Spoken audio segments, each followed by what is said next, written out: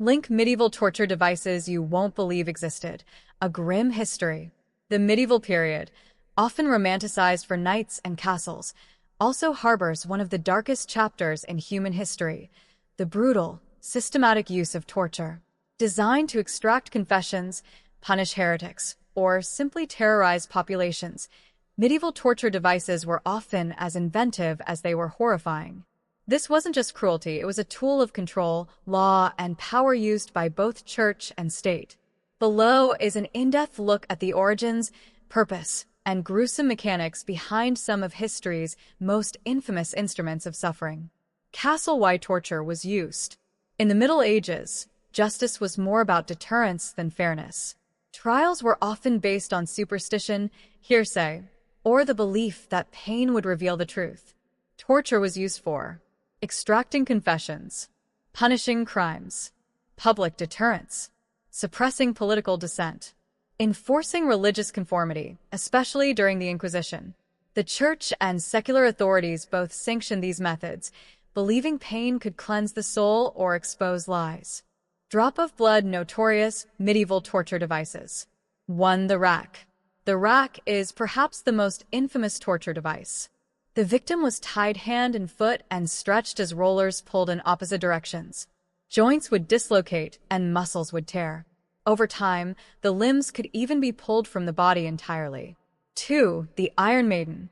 Though its actual use is debated by historians, the Iron Maiden is terrifying in theory: a coffin-like chamber lined with spikes that impaled the victim when closed. Symbolically, it represents the blend of pain, fear, and enclosure used to break a person completely. 3. The Heretic's Fork. This simple device consisted of a metal rod with sharp prongs on each end, placed between the chin and chest, or chin and neck. Any movement would drive the prongs into the skin. Victims were forced to remain perfectly still for hours, even days. 4. The Judas Cradle. One of the most disturbing devices, the Judas Cradle involved sitting a naked victim on a sharp pyramid-shaped seat. The victim would be lowered onto it by ropes.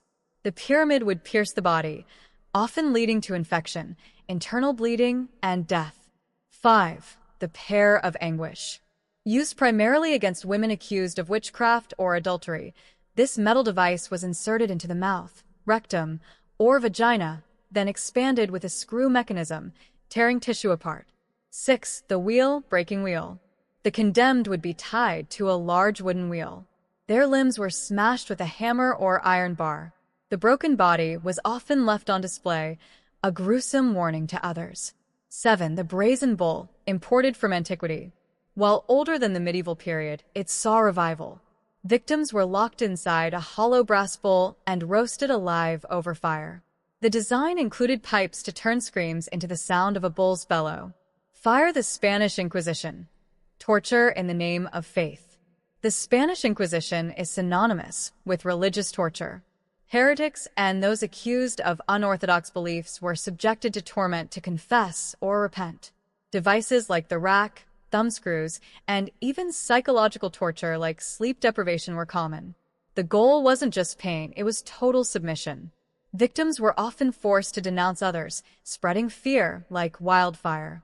Brain psychological torture. Not all torture left visible scars.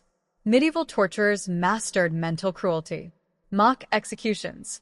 Solitary confinement in total darkness. Public humiliation, stocks, pillories. Branding and mutilation. Threats to family members. These broke the mind long before the body. Balance scale, the end of an era. By the late 17th and 18th centuries, the Enlightenment began to shift legal and moral thought. Torture became less accepted, with thinkers like Cesare Beccaria condemning it in On Crimes and Punishments. Gradually, torture was banned or abandoned across Europe. Yet, the devices and practices still echo in our fascination and horror. They serve as grim reminders of what societies will justify in the name of justice, order, and belief. Candle. Conclusion. Medieval torture wasn't just about cruelty, it was about control. It reflects a time when fear governed truth, when pain was a form of proof, and when entire systems thrived on terror. Today, as we study these devices, We don't just examine iron and wood. We confront the darker depths of the human psyche and the lengths to which power will go to preserve itself.